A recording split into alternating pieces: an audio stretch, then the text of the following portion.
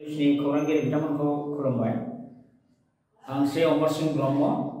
General secretary अल बड' senior citizens फराम आरो दिनै आंजों लोगोसे दङ जोंनि सेन्ट्रेल कमिटिनि सोद्रोमा किरण ब्रह्म आरो क'क्राझार डिस्ट्रिक्ट सिनियर सिटिजेन्स फरामनि जेनेरेल सेक्रेटारि वीरेन्द्र बसुमतारी बिथां, लोगोसे डिस्ट्रिक्टनि केसियार शिबनाथ ब्रह्म बिथां। दिनैहाय बे प्रेस कनफारेन्स बा प्रेस मिटखौ बे कारणे लेंनाय जादों जे थांनाय मे दाननि जेनाखि फार्स्ट उइक, बे फार्स्ट उइक विशेषकै 4 आरो 5 तारिखनि गेजेराव दिनै गवालपारा दरनै इयाव जेनाखि गाज्रि जाथाय जादों, जे जोंनि सानै बर' हिन्जावसाखौ माखासे गाज्रि आखुनि मुस्लिम कमिटिनि सोद्रोमा माखासे गाज्रि मानसिफ्रा माने लांखारनानै बे इटा भाटानि फेक्टरियाव लांखारनानै हरसेमानि गेंरेप खालामनानै बिथांमोनखौ उनावहाय लामायाव गारनानै गालांनाय जाथाय। बे जाथायनि सायाव बेखौ दिनै निउज मिडिया पेपार मिडियायाव नुनानै जों जोबोद खास्रि बिस्रि मुगैदों, दुखु मोनदों, बिखा गावदों, थानो हायै जादों। दा बेबायदि जाथाय जे गथ' माइनर गथ' गोरलै बैसोनि हिन्जावसाफोरखौ लामानिफ्राय निसा जाहानानै पिकआप खालामनानै लांनानै साथामजों बिसोरो गेंरेप जेनाखि हरसे खालामनानै आलाय-आथानि भाबै बे गथ' फिसाफोरखौ लामायाव दोननानै थांनाय आरो बे जाथायखौ लानानै जोंहा गवालपारा जिल्लानिनो बिसेसकै दरनैनि थांगाबारि भालापारा गामिनि जेनेबा दिनै जोंहा रुंसारि जालांनाय हिरण्मय खाख्लारि आरो बिथांनि दैदेननायाव माखासे बर' सेंग्राफ्रा बै जे इटा भाटायाव लांखारनानै जे रेप खालामहैदों गेंरेप, दा बेनि सायाव सावरायनो सोंनो बिथांमोनहा थांनायनि सायाव दिनै बे धनालिनि न'खराव दिनै बिथांमोनहा नुजाहैदोंमोन आरो सोंहैदोंमोन। बे समावनो खोथानि बाथ्रानि तर्क बितर्क जानायाव दा बे धनालिनि धन तालुकदारनि जेनाखि बिदा शेखर आली बिथाङा शेखर आली आरो बिनि बिब' फारमिना बेगम बिथांमोनहा अस्त्रजों सिखाजों आरो लावथिजों लोगोसे गोफार देगार जातीय जिनिसजों आक्रमण खालामो बिथांमोननि सायाव।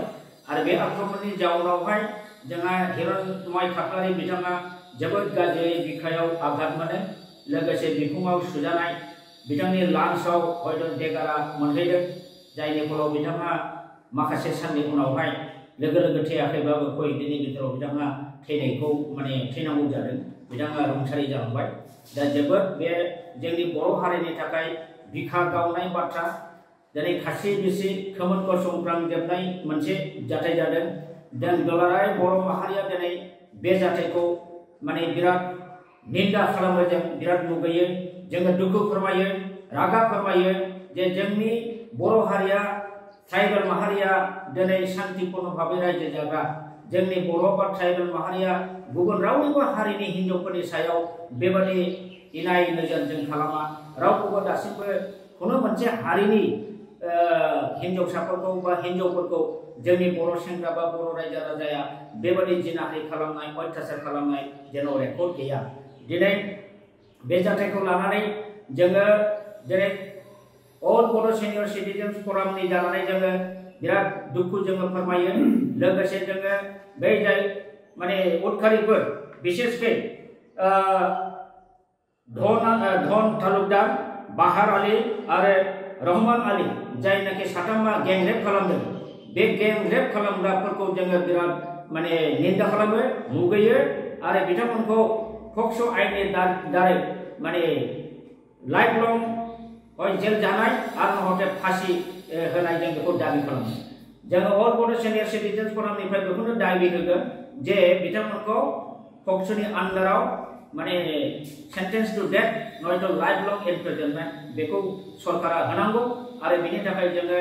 दिपेन बर' बिथांखौ जोंनि बर' हारिनि माहारिनि आफादनि आफादगिरि हिसाबै बिथाङा दाखालि जे प्रेस स्टेटमेन्ट होदों, बे प्रेस स्टेटमेन्ट होनायावनो जिनिसा जोबनो नाङा। आं बिथांखौ खावलायनो लुबैदों, दुलाराय जोंनि बर' माहारिनि जेसेबां दल संगठन दं, अर्गानाइजेसन दं, जोङो नोंथांमोनजों दंफायो, नोंथांमोनहा बे जिनिसखौ चीफ मिनिस्टार हिमन्त बिश्व शर्मा बिथांजों रायलायनानै जाहाथे गोख्रों आखाइजों जाहाथे बेखौ दमन खालामो मानो होननानै बुङोबा बे बर'नि जातिनि मान सन्माननि बाथ्रा जोंनि रैखाथिनि बाथ्रा जोंनि बर' जातिनि मान सन्मानखौ बियो नष्ट खालामदों आरो सासे बर' सेंग्राखौ दाय गैया फोदो गैया इनाय भाबै बुथारनाय माने निष्ठुर भाबै बुथारनाय जों बेखौ मालाबाबो सह्य खालामनो हाया बेनिखायनो बेखौ बुथारग्रा बिसेसकै शेखावत आली आरो फारमिना बेगम बिथांमोनहाबो सेन्टेन्स टु डेथ जानांगौ आरो बे सेन्टेन्स टु डेथ आरो बै जे पक्स' आयेनाव बिसोरो लाइफ लं इमप्रिजनमेन्ट नङायथ' सेन्टेन्स टु डेथ मोननांगौ बै साथाम रेपिस्टआ दा बे जिनिसखौ जाफुंसार होनो थाखाय दिपेन बर' बिथाङा गोख्रों माने बेबस्था लानांगौ आरो चीफ मिनिस्टार हिमन्त बिश्व शर्माजों बिथाङा जाहाथे सावरायनायनि गेजेरजों बिथांखौ प्रेसार होनानै जाहाथे बे खामानिखौ मोजाङै मावफुंहोनो हायो बेनि दायित्व लानांगौ आरो बिथाङा बेबायदि दायित्व लायोबा जोङो अल बड' सिनियर सिटिजेन फरामनिफ्राय दिनै बुंगोन जोंहा फुरा जों बेवहाय मदद होगोन आरो नोंथांखौ जों खावलायगोन थाबैनो जेरै नोंथांमोनहा मालाबा गोबां केसाव डिस्ट्रिक्ट एबसु मोनफ्रोमखौबो नोंथांमोनहा प्रेस स्टेटमेन्ट होनाय बा नोङो धरना होनाय हाबाफारि लानो नोंथाङा बिथोन हरो थिग बेबायदिनो गाबोन समफोरनि गेजेरावनो जोंनि दुलाराय बर' फरायसा आफाद एबसुनि गासिबो डिस्ट्रिक्ट कमिटिफ्रा गावबा गाव डिस्ट्रिक्टआव धरना प्रग्राम लानांगौ जाहाथे बे धरना प्रग्रामनि दारै सरकारनि खाथियाव जों बेखौनो दाबि होनो हायो जे दोषी मानसिफ्रा रेपिस्ट गेंरेप खालामग्रा आरो बै जे हिरण्मय खाख्लारि बिथांखौ बुथारग्रा मानसिफ्रा जाहाथे गोख्रोंनिफ्राय गोख्रोंसिन साजा मोननो होनांगौ बेनि दाबिखौ जाहाथे प्रत्येक डिस्ट्रिक्ट एबसुआ माने प्रत्येक डिस्ट्रिक्टआवनो बेखौ डिसिनि अफिस मोखाङाव धरना होनांगौ आरो बेखिनिखौ मावफुंनायाव जुदि जोङो गासिबो दल संगठना बेवहाय जों मदद होगोन आरो जोंनि अल बड' सिनियर सिटिजेन फरामनिफ्रायबो जोङो बेखौ मदद होगोन आं दिनै बुंगोन बे जाथाया दुलाराय बर' फरायसानिल' नङा दिनै बे बेलायावहाय जोंनि गुबुन गुबुन जे जातीय संगठनफोर दं जेरै बर' थुनलाइ आफाद हारिमु आफाद गुबुन गुबुन जेसेबां आफाद दङ गासिबो आफादानो बे घटनाखौ निन्दा खालामनानै आरो दोषीफोरखौ उपयुक्त आरो गोख्रों साजा होनो थाखाय बयबो डिमान्ड होनांगौ आरो इमिडिएट प्रत्येक जिल्लायाव धरना होनांगौ आरो बे धरनायाव गासिबो दल संगठननि रायजो राजाफ्रा माने बाहागो लानांगौ आरो बिनि दायित्वखौ दुलाराय बर' फरायसा आफादनि आफादगिरि दिपेन बर' बिथाङा लानांगौ दिनै जों बर' हारिया मोनसे सादा सिदा जाति दिनै जोंनि मानसिया नाहा थाङो मैहा थाङो गान बाजना थाङो अब्ला जोंहा माने मोनसे स्वाधीनता मोनसे स्वाधीन भारतनि मोनसे देशआव आसाम बायदि देशआव मोनाबिलि बा जिखुनु टाइमाव गान बाजना नायनो मोना नामा दिनै माबा बैसागु फोरबो जाहैनो मोना नामा बाहाय जोंनि मानसिखौ माने बेबायदि अत्याचार खालामो जोंनि हिन्जावसाफोरनि सायाव माने एथ' निर्यातन अत्याचार अमानुषिक अत्याचार मानो खालामो दिनै बेखौ जों बयबो माने सेन्टिमेन्टेल जानांगौ आरो बेबादि जाथाया गोदोनिफ्रायनो एफा एफा जाबोबाय थादों मानो जाबोदों जोंनि बर'आ जे बै दोषीफोरखौ उपयुक्त भाबै साजा होनो हाया मानोना जोंहा गभर्नमेन्ट गैया आरो जोंनि जेनाखि पुलिस बिफाननि जायफोर बिथांमोनहा अफिसार दं बिथांमोनहा जोंनि बर' जातिया जेब्लानाखि भिक्टिमाइज जायो बे भिक्टिमाइज जायोब्ला बिथांमोनहा बारा मोदोमाव नाङा माने बिसोरो गा एरा खालामो आरो लोगोसे बेबायदि केसाव बिथांमोनहा पुलिस अफिसार बिथांमोनहा गोगोम माने मैखोम माने गिदिर गिदिर अंकनि थाखा फैसा लानानै केसफोरखौ हारखा भाबै लिरनानै हरो बेफोरबायदिनि जाउनाव जोंहा बेराफारसेथिं गभर्नमेन्ट गैया बेराफारसेथिं जोंहा मन्थ्रि गैया आरो बेराफारसेथिं पुलिस प्रशासना जोंनि आखायाव गैया बेबायदि जानायनि थाखायनो दिनै बर'आ माने गोबां समाव फ्राय जोङो निर्यातन एबा बेफोरबायदि माने जाथायाव भिक्टिमाइज जानायखौ जों नुनो मोनदों बेनिखायनो जाहाथे इयुनाव बेबायदि धरननि बर' हारिनि जोंनि हिन्जावसा बा हिन्जाव माहारिनि सायाव जाहाथे बिसेसकै मुस्लिम कमिटिनि मानसिफ्रा जाहाथे बेबायदि गाज्रि आखुखौ जाहाथे खालामा बेनि थाखाय बिथांमोनखौ मोनसे गिदिर लेसन होनाय बे लेसन होनायखौ खामानिखौ दिनै मावनांगौ गोदोनि दिनाव हयथ' जानो हागौमोन दिनै आजिखालि जुगाव सब जातियानो दिनै डेभेलप जाबाय बयहाबो दिनै दल संगठन दङ दिनै दिपेन बर' बिथाङा आमसुखौबो बा मुस्लिम जेनाखि स्टुडेन्टस अर्गानाइजेसनफोर दङ बिथांमोनखौबो खावलायनांगोन जाहाथे बिथांमोना जाहाथे बे मुस्लिम कमिउनिटिनि जेनाखि दुष्कृतिकारिफोर जाय दुथांफोर बिथांमोननि सायाव जाहाथे कन्ट्रल खालामो जाहाथे बिथांमोनहा जाहाथे बेबादि खालामा जोंनि बर' हारियाथ' मुस्लिमनि खुनु हिनजावखौ बेबादि खालामफेराखै गतिके मुस्लिम सेंग्राफोरखौ जोंनि बे मुस्लिम जेनाखि छात्र संगठनफोर दं दल संगठन दं बिथांमोनहाबो जाहाथे कन्ट्रल खालामो जाहाथे बेबादि दुनाय घटना जाया बेनि थाखाय बिथां बिपेन बर'आ दुलाराय बर' फरायसा आफादनि प्रेसिडेन्ट जानानै बिथाङा बे दायित्वखौ लानांगौ आरो बिथांमोननो वार्निं होनांगौ आरो सेकेन्ड टाइम जाहाथे बेबादि जाथाया जायोबा जों बर' फरायसा आफादा बेखौ जिरायनानै थानाय नङा बेबादि हुमखि होनांगौ दिनै बेखायनो आं सानदों जे प्रेस स्टेटमेन्ट खेबसे खेबनै होनायनिजोंल' नङा जोङो बे खामानिखौ जरदार भाबै जाहाथे सरकारा एक्सन लायो आरो बिथांमोनखौ जाहाथे फासि होनायनि साजा लानो हायो बेखौ नारसिननो थाखाय जोङो गणतान्त्रिक भाबै जोङो आन्दलन खालामनानै डेमनस्ट्रेसन होनानै बा बन्द कल खालामनानै जोङो सरकारखौ नारसिननांगोन आरो दिनै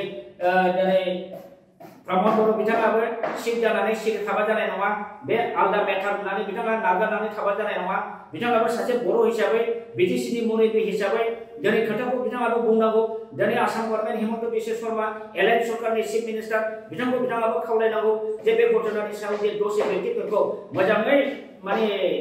अनुसंधान खालामनानै माने गोख्रों रोखोमनि एक्सन लानांगौ बेबादिखौ प्रश्रय होनो नाङा बे खोथाखौ प्रमद बर' बिथाङाबो बुंनांगोन मानोना बिथांमोनहा एलायन्स गभर्नमेन्ट एखे माने एनडिए सरकार गतिके बे जोंहा दा मोनसे खाबु दङ आरो बे खाबु थानाय समावनो जुदि बै दुथांफोरखौ जुदि जों कन्ट्रल खालामनो हायाबा इयुनाव मालाबाबो हानाय नङा कन्ट्रल खालामनो दा आं बेखौनो दिनै दुलाराय बर' बैसोगोरा आफादनि जानानै खावलायनो सानदों जे बे इस्युखौ जों मालाबाबो इजि लानो नाङा जों बयबो गोख्रोङै साखाफारा जानानै खौसेयैनो गासिबो बर'नि दल संगठना ज' जानानै बिनि सायाव सरकारखौ नारसिननानै माने गोख्रों राहा लामा लानो थाखाय जोङो प्रेसार होनांगौ दिनै जोंनि बर' हारिया गोदोनिफ्रायनो बेबादिनो मोनसे उनाव मोनसे बिसेसकै मुस्लिम कमिटिनि मानसिफ्रा जोंनि बर' आइजो माहारिफोरखौ गोबां रोखोमनि निर्यातन खालामबोबाय जावले जों बेसेबां सह्य खालामबावनो बेसेबां नायबावनो दा दिनै बिसोरनो उन्दै माइनर गथ' जाहैबावबाय आरो बेनि बादैबो नोङो गोबां मुस्लिम कमिउनिटिनि माखासे गाज्रि मानसिफ्रा जोंनि फिसा सानै जानाय सासे जानाय साथाम जानायखौबो लानानै खारबाय थानाय बेफोर जाथायाबो जागासिनो दं दा बेफोरखौबो जोंहा कन्ट्रल खालामनांगौ बाथ्रा दं बेनिखायनो जोंनि दुलाराय बर' फरायसा आफादा जिहेतु बे माहारियारि आफाद बिथांमोननि आखायाव बे जिनिसा दङ जाहाथे माने मुस्लिम कमिउनिटिनि मानसिफ्रा बेबादि खालामनो हाया गतिके मुस्लिम कमिउनिटिनि दल संगठनफोरजोंबो बे मेटारनि सायाव गोथौयै सावरायनांगौ दं होननानै आङो सानो बेखिनिखौनो आङो बुंबाय आरो बयखौबो आङो खौसे जानो थाखाय खावलायनानै आंनि बुंनायखौ बहायनो फोजोबबाय।